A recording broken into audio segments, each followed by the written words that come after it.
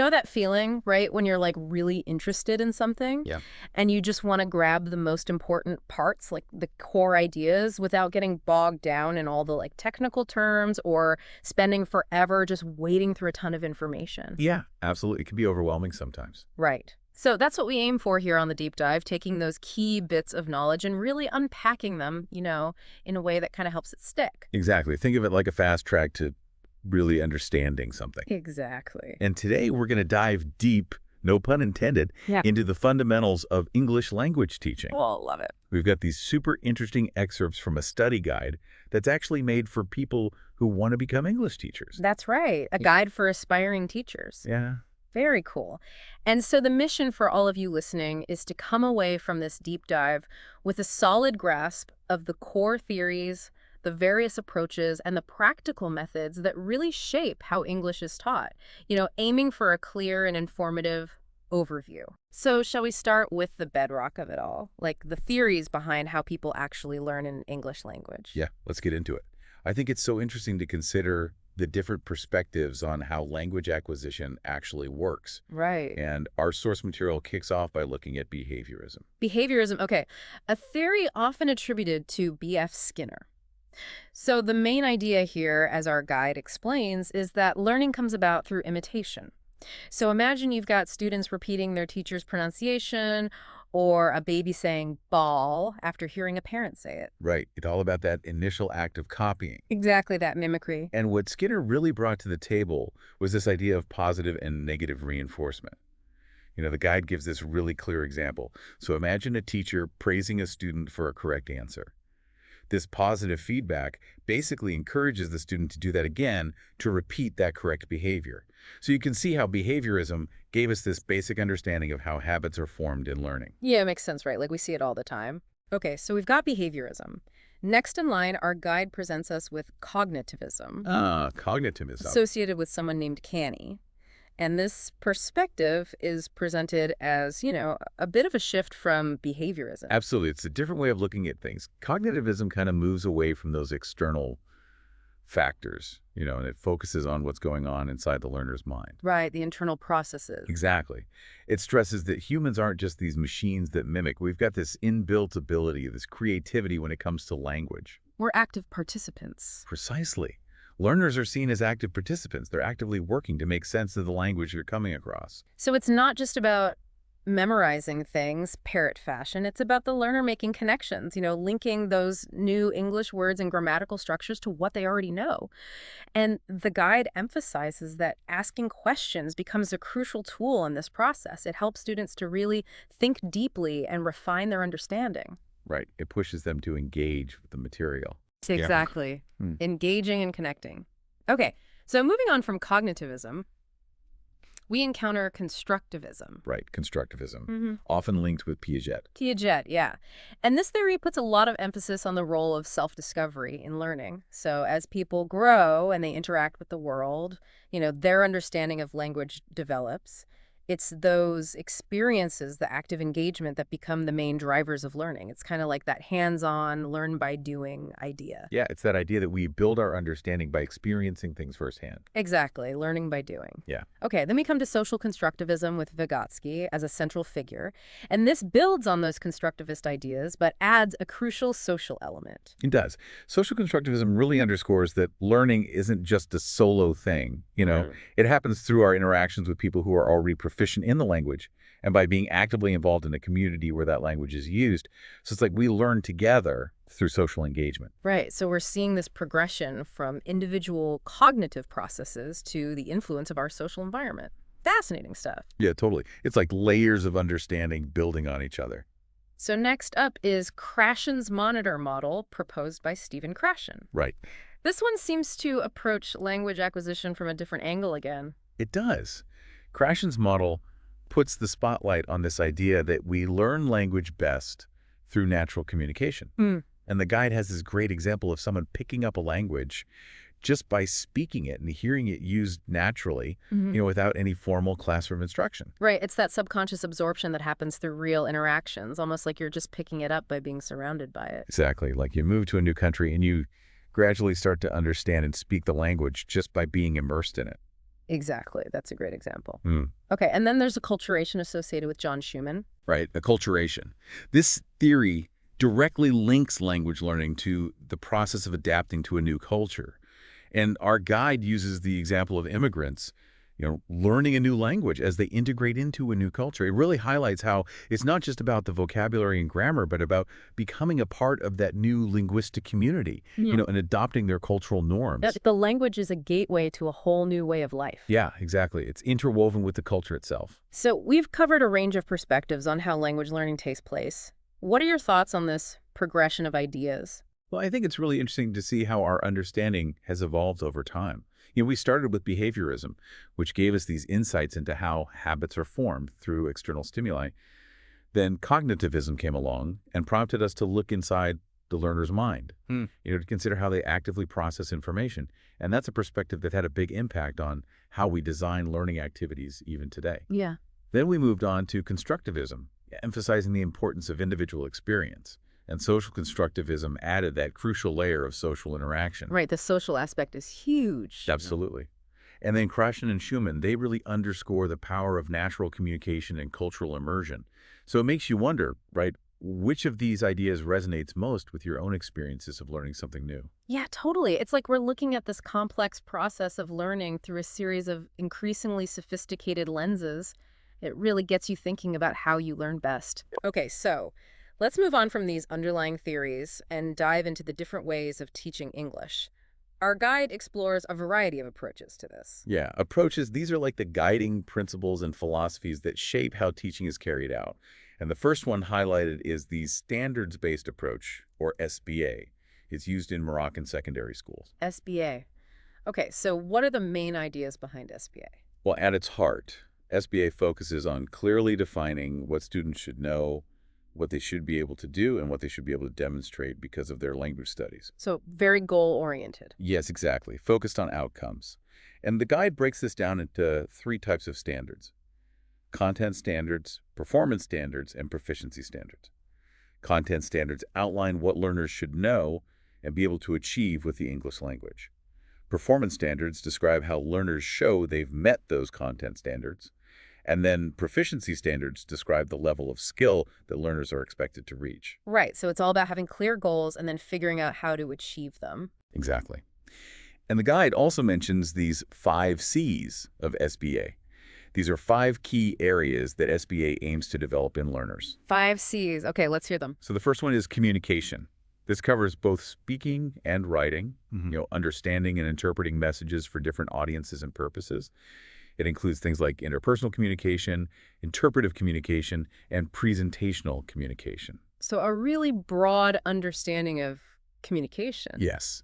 Then there's culture. Here, learners get a deeper understanding of both their own culture and the culture of the language they're learning. They explore perspectives, practices, and cultural products, like literature and social norms.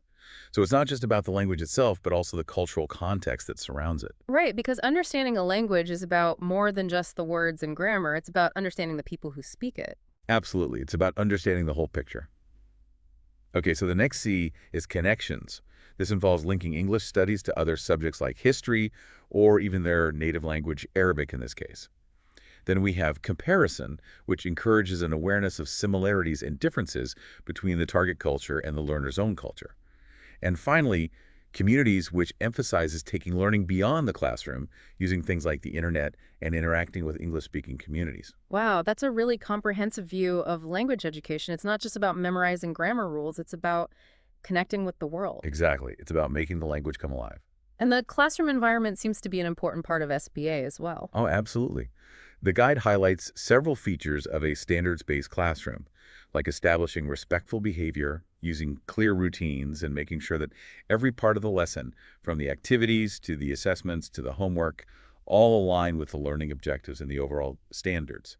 So everything works together in a very intentional way. It's like a really cohesive and purposeful approach. Yeah. All right. Moving on, we have the competency-based approach, which our guide mentions is used for 9th grade students. Right. So how is this different from SBA? Well, the competency-based approach is all about mastering one specific skill or competency before moving on to the next. The guide gives the example of teaching basic English elements like the alphabet and greetings before moving on to more complex things like making sentences or speaking accurately. It's like building a house.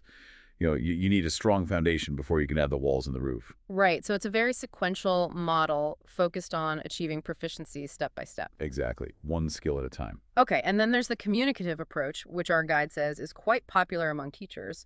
This seems to connect with some of the language learning theories we talked about earlier, especially those that emphasize interaction. It does. The communicative approach is really learner-centered, prioritizing opportunities for students to direct their own learning and actively participate. The goal is to develop both linguistic competence, which is the student's knowledge of the language system, including grammar and vocabulary, and communicative competence, which is their ability to use the language effectively and appropriately in real-world situations. It's not just about what you say, but how you say it, when you say it, and where you say it. It's about being able to use the language to actually communicate. Precisely. And what's interesting is that both fluency and accuracy are seen as equally important in this approach. You want to be able to speak naturally and also correctly. Makes sense. So what's the role of the teacher in a classroom that uses the communicative approach?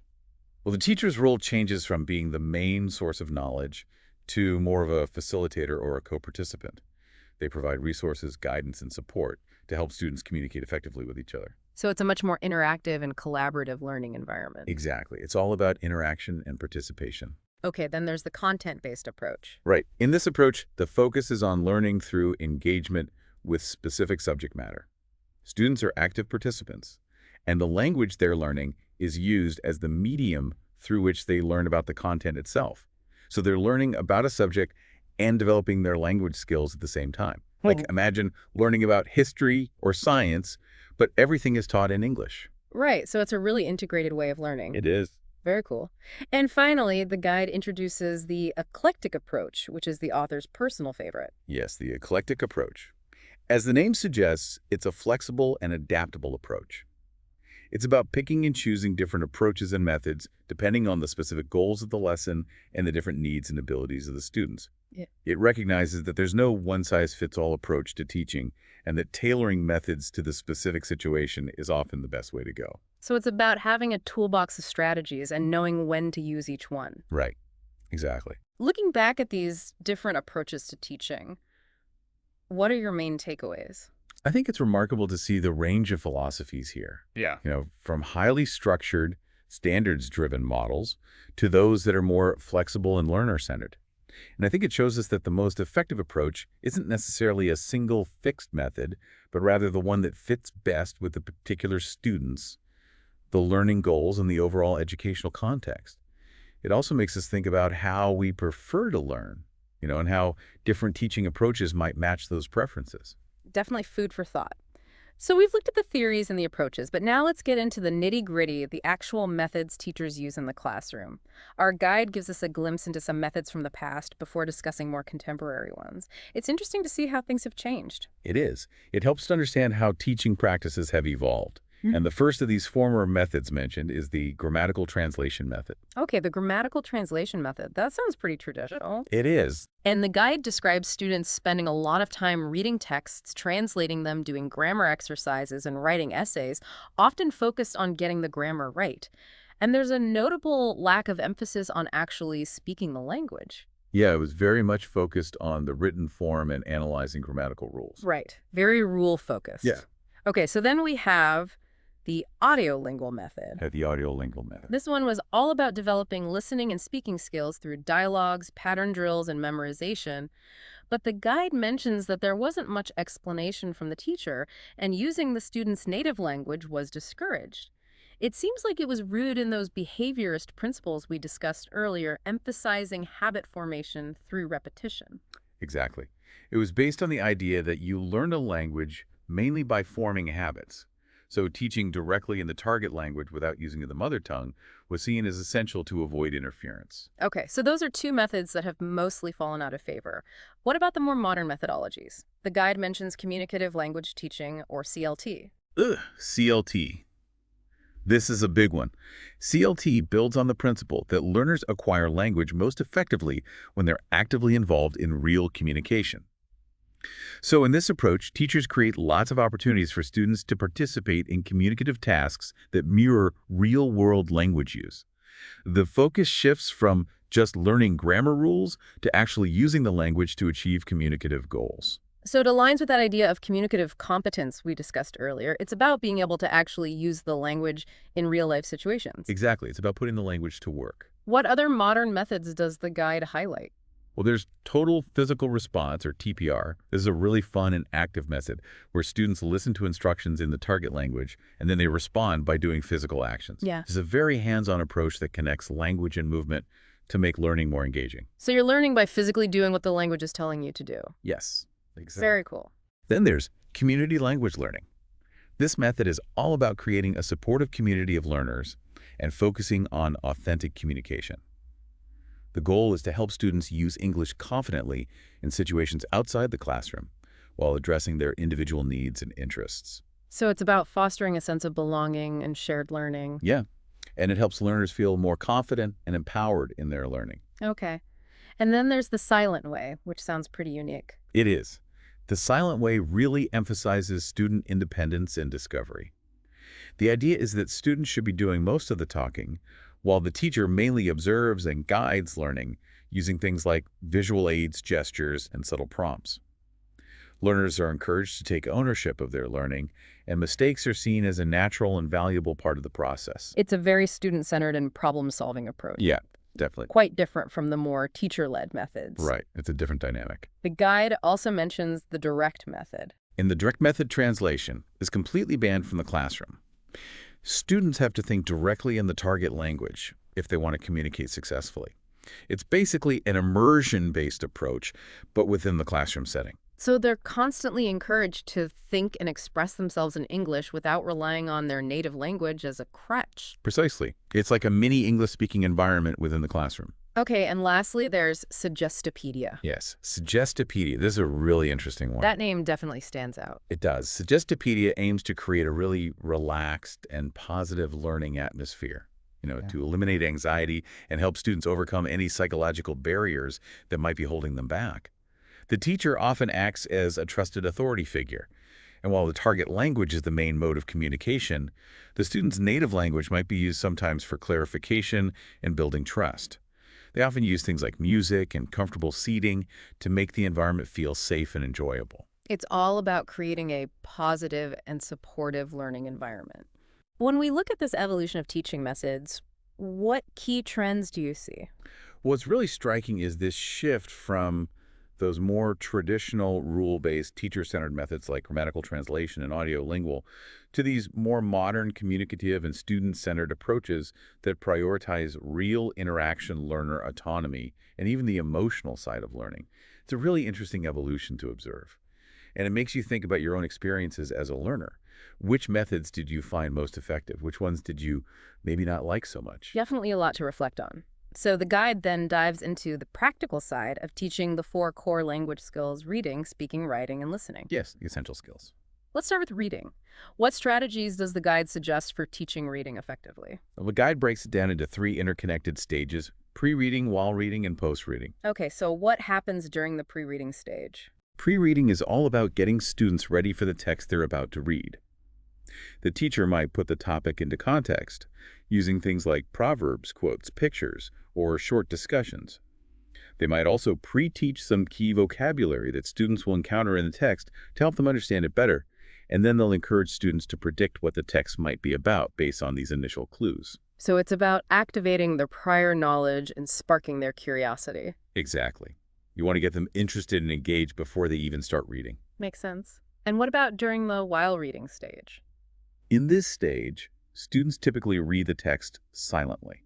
Often the first time is to check their predictions and get a general idea of the topic, a technique often called skimming. Then they might read it again, maybe more carefully this time, to answer specific questions, which is known as scanning when you're looking for specific information. Right, so different reading strategies for different purposes. Exactly. It's a multi-layered approach to interacting with the text. And finally, what happens during the post-reading stage? This is where students really dig deeper into the text and consolidate their understanding.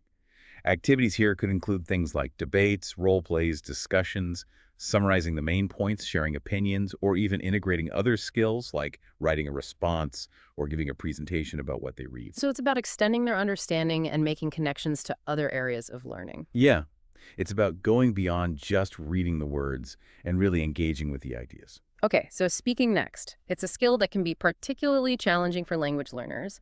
What strategies does the guide recommend for teaching speaking? Well, like with reading, the guide outlines a three-stage approach for teaching speaking: setting up the activity, engaging in speaking practice, and then providing feedback. So what happens during the setup phase? In the setup, the teacher gives students all the information they need for the speaking task.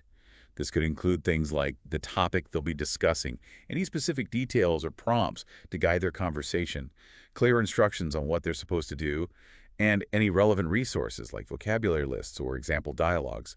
It's about giving them the tools they need to be successful. Right, setting them up for success. Exactly. Then comes the actual speaking practice itself. Yes.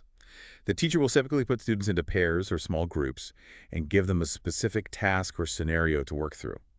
And during this stage, the teacher mainly observes the students as they speak, offering encouragement and support as needed. And then, of course, feedback is super important. Absolutely. After the speaking activity, students might share their conversations or perform their dialogues for the class. And the guide suggests incorporating peer feedback, where students use checklists or other tools to help each other identify areas for improvement. And then the teacher gives their own feedback, too, focusing on things like fluency, accuracy, pronunciation, and appropriate language use. Yeah, feedback is so crucial for students to actually improve their speaking skills. It is. It's how they learn and grow. Okay, so moving on to writing. The guide breaks down the writing process into 5 distinct stages. 5 stages: brainstorming, planning, drafting, revising, and publishing. So tell me about the brainstorming stage in the context of teaching writing. Brainstorming is all about generating ideas, getting those initial thoughts flowing about the writing topic. Teachers might use techniques like mind maps, graphic organizers charts, or open-ended questions to help students tap into what they already know and think about the topic. It's about getting those raw ideas out there. Right, just getting those initial sparks of creativity going. Exactly. Then comes planning. Planning. This is where students start organizing their ideas and creating a structure for their writing piece. They decide how they'll organize their thoughts, what main points they'll include in each paragraph, and how they'll make sure everything flows together smoothly. It's like creating an outline before you start writing the whole essay. Right, a roadmap for their writing. Yeah, exactly. Then they move on to drafting. Drafting. Here's where students actually write their first version of the text. The focus is on getting their ideas down on paper in sentences and paragraphs without worrying too much about perfect grammar or spelling just yet. It's about getting the main content down. Getting the bulk of it written. Right. And then comes revising. Revising is super important. This is where students go back and look at their writing with a critical eye. The guide recommends giving students checklists or criteria to help them revise effectively.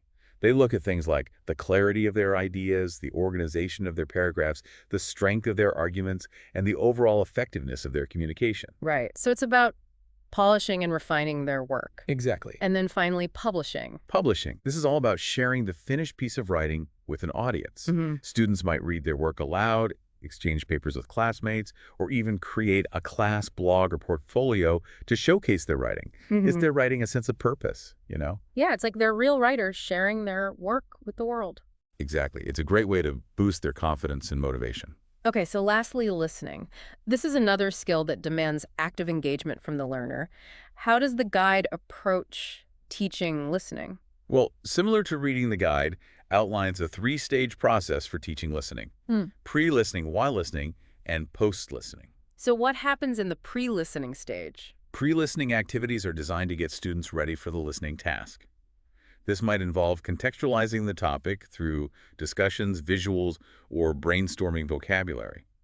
The teacher might also ask students to predict what they think the audio will be about. It's all about activating their prior knowledge and getting them focused. So priming their ears and their minds for what's coming. Exactly. And what about during the listening stage? During the listening stage, students usually listen to the audio multiple times each time with a slightly different focus. The first listening might be just to get a general understanding of the topic and check their predictions. Then subsequent listenings could focus on answering specific questions, picking out key details, or understanding the speaker's tone or purpose. Right, so repeated listening but with a specific purpose each time. Exactly. It helps them process the information more deeply. Okay, and what about the post-listening stage? Post-listening activities help students solidify their understanding and extend their learning. This could involve things like sharing their opinions on what they heard, summarizing the main points, or doing related speaking or writing activities that build on the listening content. So it's not just about listening passively, it's about actively engaging with the information. Right. It's about making connections and using the information in a meaningful way.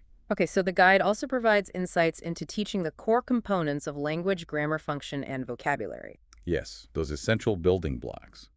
How does it approach teaching these? Well, the guide uses a three-stage model for teaching these components: presentation, practice, and production. Okay, so tell me about the presentation stage. How are these language elements typically introduced? The presentation stage is broken down into four substages. First is contextualization, where the teacher introduces the target language, whether it's grammar function or vocabulary, within a real-world context. This could be a short dialogue, a reading passage, or even a real-life scenario. And they usually follow this with comprehension questions to make sure students get the overall meaning. Then comes observation, where the teacher guides students to notice and identify the specific language structures or expressions within that context, and often highlights them on the board or on a screen. Then there's isolation, where the teacher explicitly focuses on the target language, explains how it's formed and when and why we use it, and maybe gives some more examples. And finally, there's a comprehension check to directly assess whether students have understood the new language point. So it's a very systematic and step-by-step way of introducing new language elements. Yes, it's about building understanding gradually. What comes after presentation? Practice. And there are two main types of practice: controlled practice and free practice. Controlled practice involves exercises with one right answer, like fill in the blanks or matching activities. The aim here is to help students get familiar with the form of the new language and to build accuracy. Then free practice follows, and it involves activities where students have more choices in how they use the language. Right, so first you build a solid foundation with controlled practice, and then you encourage more creative and flexible use of the language with free practice. Exactly. And the final stage is production. Production. This is where students get to actively use the new language in a more communicative and personalized way. This could involve role plays, short writing tasks, or discussions.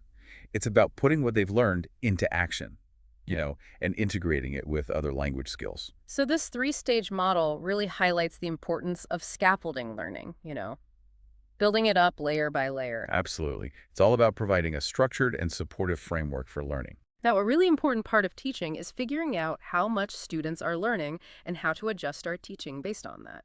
Our guide gives us some insights into assessment and evaluation. Yes, these are crucial aspects of the teaching process.